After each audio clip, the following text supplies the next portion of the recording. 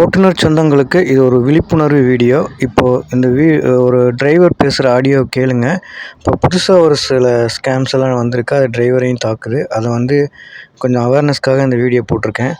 கொஞ்சம் இந்த வீடியோவை பாருங்கள். இப்போ அம்புக்குறி போட்டிருக்கிற இடத்துல பார்த்தீங்கன்னா ஏபிகேன்னு சொல்லி ஒரு ஆப் வரும். அந்த ஆப்பிகேங்கிறது ஆண்ட்ராய்டு பேக்கேஜ் கிட்டு. ஸோ இந்த மாதிரி வந்துச்சு அப்படின்னாலே யார் வேணாலும் நம்ம ஃபோனை ஹேக் பண்ணலாம்.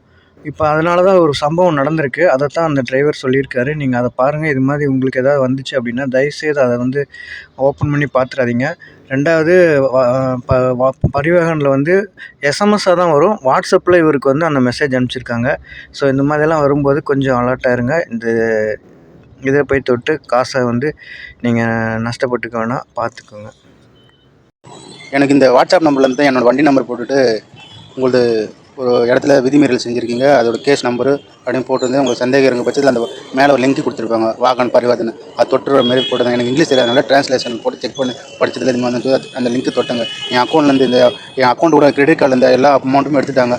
ஒன்றுமே அப்படியே ஃபோன் எல்லாம் ஹேங் ஆகிடுது. யாருக்கு ஃபோனும் பண்ணாங்க, போலீஸ் கண்ட்ரோலுக்கும். அதேமாதிரி இதுமாரி மெசேஜ் வந்தால் நீ தப்பி தவிர எடுத்துடாதுங்க. 2-3 நாளாக அந்த போலீஸ் ஸ்டேஷன் பேங்க் அனுப்பிச்சிருக்கேன். முடிஞ்ச வரை கிளைம் பண்ணலாம் சார். அதுக்கப்புறம் எங்களால் ஒன்றும் பண்ண முடியாட்டாங்க.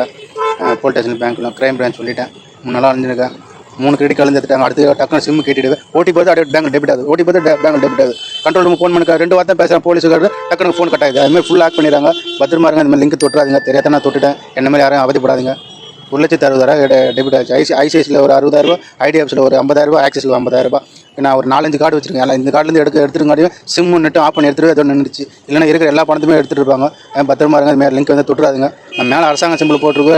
அது இல்லாமல் அதுக்கு முந்தின நாள் தான் ஒரு சிக்னல் ஏறிட்டேன். சரி, அதனால தான் நான் நம்பியை தொட்டேன். இல்லைனா அது கூட தொட்டிருக்க மாட்டேன்.